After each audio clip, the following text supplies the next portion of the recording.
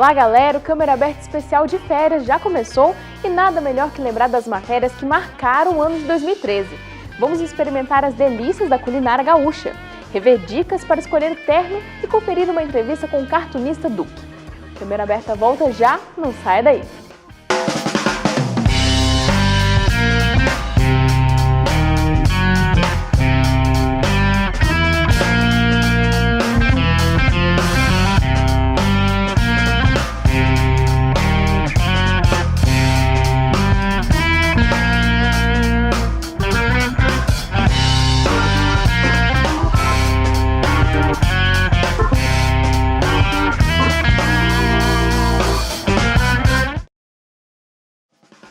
Eu também resolvi escolher uma das minhas matérias favoritas do ano passado. E como eu adoro carne, não pude deixar passar degustando sobre comida gaúcha. E é claro, com muito churrasco. O Degustando Brasil de hoje desce até o extremo sul do país para falar de um estado com tradições muito conhecidas por todo o Brasil, o Rio Grande do Sul. Por isso, hoje nós viemos em uma das churrascarias mais tradicionais de Belo Horizonte, com filiais até nos Estados Unidos. Vamos conhecer como é feito o churrasco tipicamente gaúcho. O estado do Rio Grande, como é conhecido pelos habitantes, abriga mais de 10 milhões de pessoas distribuídas em 281.748 km². Na capital Porto Alegre passa o Rio Guaíba, muito importante para o turismo do estado. Economicamente, a pecuária, a indústria de couro e a agricultura se destacam na região, que descende de culturas alemã, italiana e espanhola. As festas e danças típicas são influenciadas fortemente por esses colonizadores. O bioma dos Pampas é tradicionalmente conhecido, principalmente pelas histórias de vaqueiras contadas pelos moradores. O linguajar gaúcho é identificado por expressões como bah e tchê, e o que o gaúcho tem de mais parecido com os mineiros é a paixão pelos times de futebol. A rivalidade entre Grêmio e Internacional chega a superar a de Cruzeiro e Atlético. No Rio Grande do Sul você é gremista, colorado ou então não é gaúcho. O gerente da churrascaria é paranaense e vive em Belo Horizonte há 7 anos. Gilmar já rodou o Brasil trabalhando com churrasco típico e conta a história da comida, que é uma das preferidas dos brasileiros. É trazido pelos espanhóis, né?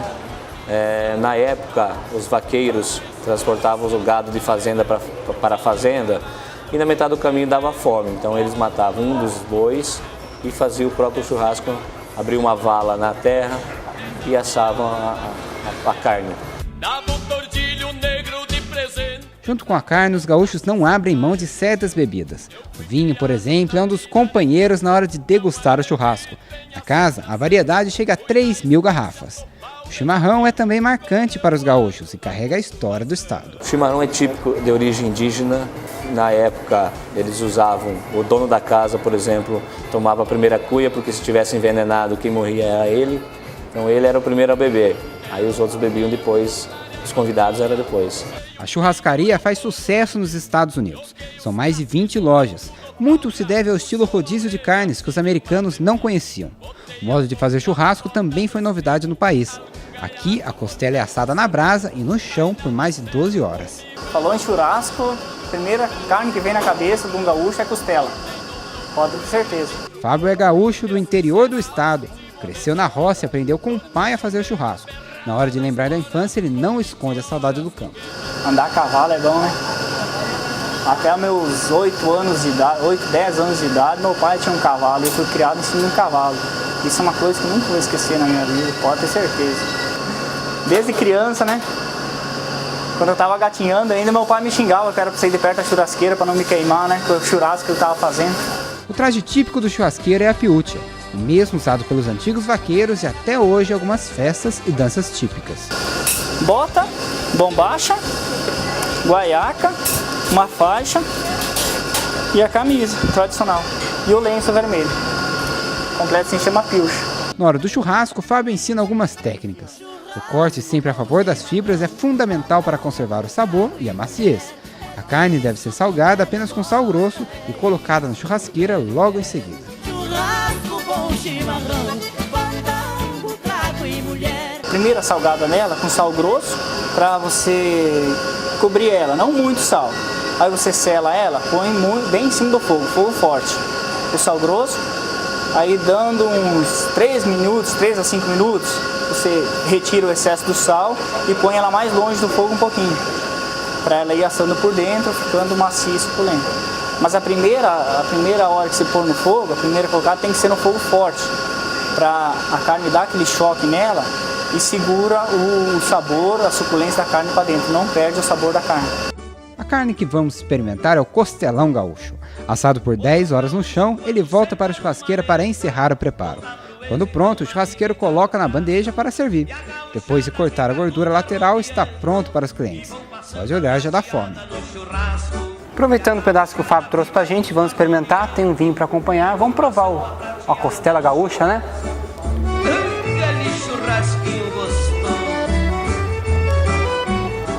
Muito boa, gente. Derrete na boca. E não é só falação minha, não. Realmente derrete na boca. Pois o gaúcho faz um fogo de graveto, põe a carne no espeto e senta o dente na costela. Pois o gaúcho faz um fogo de graveto, põe a carne no espeto e senta o dente na costela. É verdade, churrasco gostoso tem que ser os pampa. Vamos conferir qual matéria o nosso produtor escolheu. Meu nome é Bremer Guimarães, eu sou produtor e repórter do programa Movimento. Eu queria rever a matéria com estilo, sobre roupa social masculina, porque eu gostei muito, assim, peguei algumas dicas aí para usar no dia a dia, nas matérias, também em festas e tudo. Eu queria assistir ela. Bremer, nem sempre é fácil escolher o terno ideal para o corpo de cada pessoa. Então vamos rever dicas de um especialista.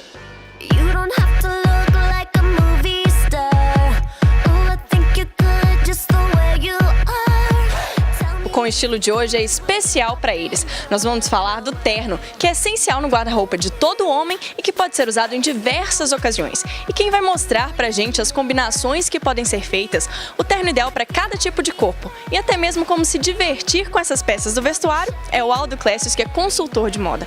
Aldo, para começar, existe alguma regra específica quando se trata de terno? Não existem algumas regras, mas existe alguns cuidados. Então, o tipo de corpo, qual é a ocasião, qual a profissão, qual o terno indicado para a hora do dia, é importante para a gente estar adequado. E Aldo, em relação ao tipo físico da pessoa, existe alguma regra para quem está um pouquinho acima do peso, para quem é muito alto, muito magro? Como que funciona? Quem está acima do peso deve sempre escolher ternos escuros, evitar usar partes descombinadas, ou seja, o terno completo, da mesma cor, porque isso alonga o corpo. Além disso, priorizar as aberturas laterais, porque elas disfarçam o quadril avantajado. E quem está muito magro? Quem está muito magro, aí pode fazer o contrário. Você pode usar peças que estão descombinando na parte de cima com a de baixo, criando uma ilusão, por exemplo, para quem é grande, de que se é menor. E você pode optar por apenas um botão, ou você pode optar ainda por usar aberturas centrais nas costas, porque elas vão ficar bem melhor e não vai parecer que você é gordo. E esse foi um dos looks que você separou pra gente, né, Aldo? Então explica pra gente como que foi a montagem desse look. Então, esse look ele é indicado para profissões que são extremamente informais, mas que você precisa estar alinhado no dia a dia. Então, você pode usar um blazer avulso mais claro, para profissões formais é ótimo. Usar uma calça que você já tenha no guarda-roupa de um terno. E aí você combina com um xadrez, que também é informal, mas continua arrumado. Você pode usar colarinho com botão, com um nó simples. E olha só que interessante, ele misturou 3 padronagens diferentes, saindo da monotonia, mas mantendo ainda o alinhamento. Por que isso aconteceu? Porque ele usou os mesmos tons na mistura de padronagem. Então ficou sempre elegante. Note que no pé ele consegue usar um sapato que tem um formato social, mas o material é absolutamente casual. Profissões mais formais, elas já exigem cores mais escuras, os tons claros para suavizar. Pode aparecer na camisa, que pode ter um colarinho mais aberto e sem botão, as mais formais são sem botão, e o nó da gravata é mais encorpado, que a gente chama isso de nó semi-Windsor ou Windsor. Quem tem pescoço grosso, o ideal é ficar no nó simples mesmo, que é menos encorpado, e pode usar a camisa com botões laterais.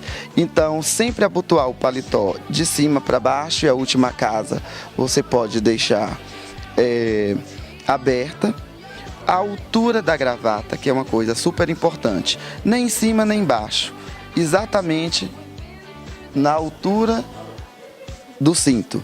E aí outra coisa interessante para a gente notar, que a maioria dos homens tem dúvida, com o que eu combino a meia?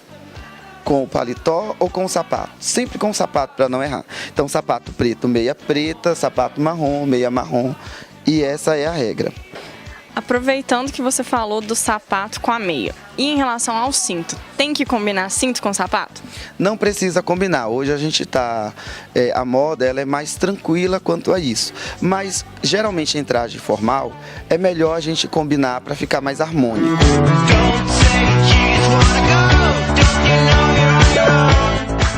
Aldo, uma coisa que eu reparei nesses dois looks foi a mistura de estampas. Qual que é a dica que você dá para quem tem medo de ousar, de misturar xadrez com listra? Qual que é a dica que você dá? Bem, a dica é sempre harmonizar as cores do paletó, da camisa e da gravata. Se elas estiverem em tons próximos, com certeza vai funcionar. E mais, para o homem experimentar, porque a gente só sabe o que fica bom quando a gente coloca e olha no espelho. E eu acho que o mercado tem uma opção hoje enorme para os homens, que eles podem e devem usar.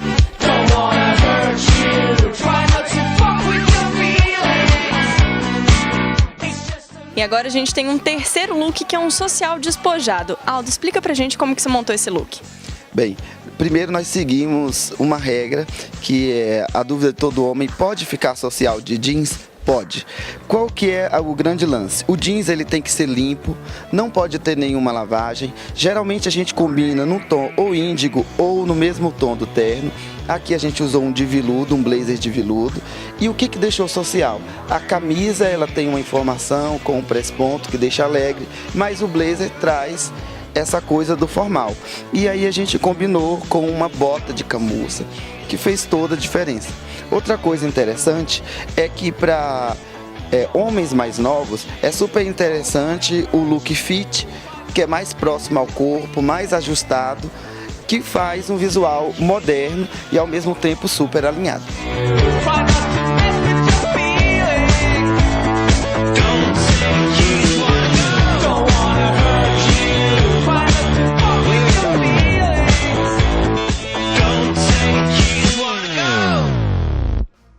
Vamos para um rápido intervalo. Câmera aberta, volta já.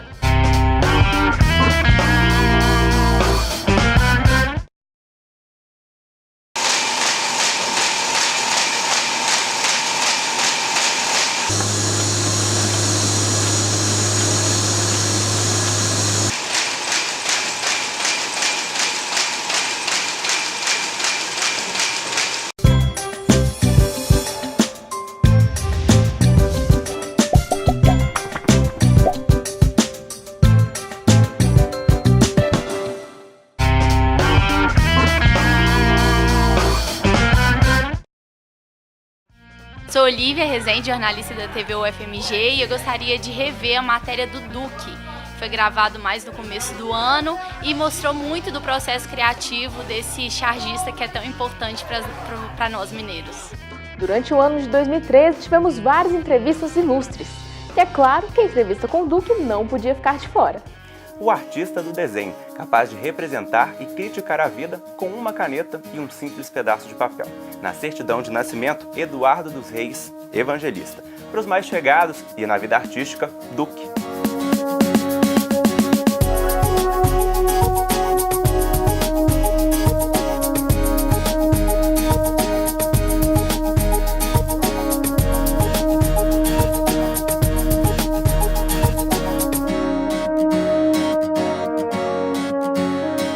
Obrigado pela entrevista, Duque. Obrigado e seja bem-vindo. Bom, já que toda conversa a gente começa se apresentando, eu quero saber de você de onde que surgiu esse nome artístico, se tiveram outros antes, como é que foi a escolha? O primeiro nome que eu assinei foi meu sobrenome Evangelista, e que não ficou legal, e então no segundo dia eu decidi colocar Duque em função de já ter um apelido mais ou menos sendo usado, que um amigo meu de outro jornal, o Lute, costumava dizer que quando um desenho meu era bacana, ele dizia, pô, ficou do caramba. Tá? Posteriormente ele começou a abreviar esse do caramba e passou a ficar Duca. e começou a me chamar de Duca também.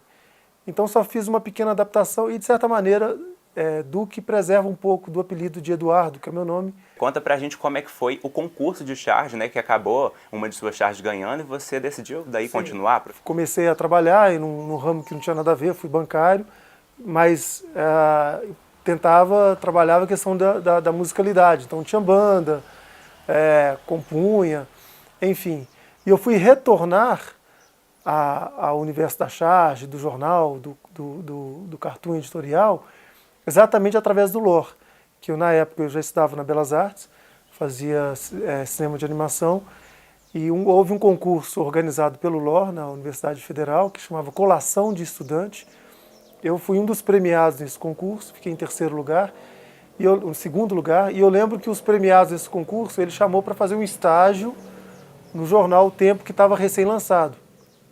Isso foi em 1996, 97. E aí eu voltei a ter o contato exatamente com ele, 10 anos depois, por coincidência. E aí foi a minha volta ao universo. Mas nessa época, no Jornal Tempo, eu só era ilustrador. E posteriormente eles demitiram o chargista, então, que trabalhava, e me chamaram para ser chargista. Então a coisa aconteceu meio assim, que de surpresa, assim, meio, não esperava.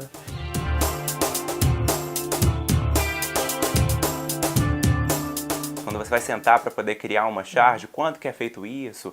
É um ambiente mais descontraído, mais agradável para criar também a própria casa, né?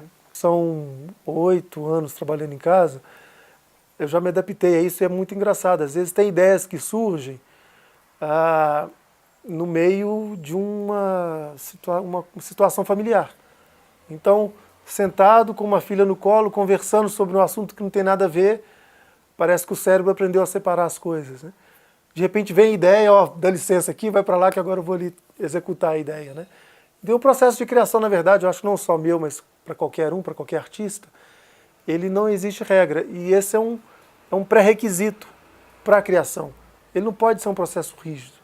Então, cada um descobre o seu processo e o meu está sendo assim. E já que a gente ficou íntimo do Duque, nós viemos conhecer aqui a estação de trabalho, que ele chama mais de cantinho da bagunça. Aqui no computador, olha só, os desenhos ganham vida. Eles passam para a tela e vão para a internet, televisão, aquelas charges animadas que a gente vê na TV. Aqui em cima, alguns prêmios que ele ganhou como chargista. E a gente colocou um desafio para ele agora. Ele vai ter que criar uma charge enquanto a gente está aqui fazendo essa entrevista. O que será que vai sair? Qual que é seu time do coração? Como é que é a relação do Duque torcedor, antes da gente falar da charge? Pois é, o Duque não tem torcedor. O Eduardo Evangelista, sim. O Eduardo Evangelista é atleticano. Mas o Duque não tem time.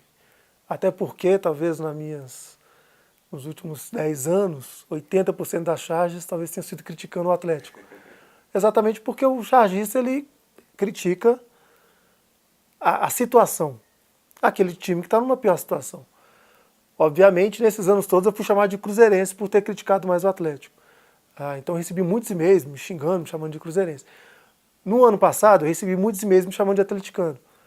Mas aí você entende o porquê. Porque a situação do time está melhor, então, consequentemente, você critica menos. Tá certo. Agora, você contou pra gente que toca também, né? A música é um outro hobby. Quais outros hobbies você tem aí na sua vida? Além da charge, que é um trabalho, mas também é algo que você gosta de fazer, né? No caso, a diferença do artista profissional é que o que para muitos é lazer, para o artista se torna ofício. Então, o ofício para qualquer um, quando ele se torna ofício, é difícil. Então, fazer charge todos os dias... Eu lembro que na época eu trabalhava em redação, muitos amigos jornalistas passavam pela minha mesa de trabalho e falavam, esse cara tem a vida boa, fica desenhando o dia inteiro. Mas não sabe o quanto é difícil fazer charge, porque você precisa fazer... A charge ele tem que fazer crítica e fazer rir. Cara, se fazer rir e fazer uma crítica todos os dias é dificílimo. Então, e o trabalho do chargista, ou do artista qualquer, ele tem um caráter muito pessoal, é ele ali. Então, se não está bom, é o cara que não está bem, a crítica ela é direta. Né? O trabalho é um trabalho assinado. Então, é extremamente difícil fazer charge todos os dias. Ainda mais, no meu caso, quando eu faço 2 charges por dia. Né? Agora, para a gente poder encerrar a entrevista, eu queria que você deixasse aí uma dica, uma frase bacana de motivação para quem quer seguir esse caminho de chargista, para talvez seguir o mesmo caminho que você trilhou. O que você deixa para esse pessoal que está aí tentando? Se o cara quer mesmo, é muito esforço, muita leitura, aguentar as pauladas quando fizer alguma crítica que não vai agradar muito e desenhar muito. Não tem muito segredo não, sabe? Não tem muita regra, assim. Certo, Duque, muito obrigado pela entrevista, pela gentileza de nos receber aqui. Até a próxima. Eu que agradeço. Um abraço a todos.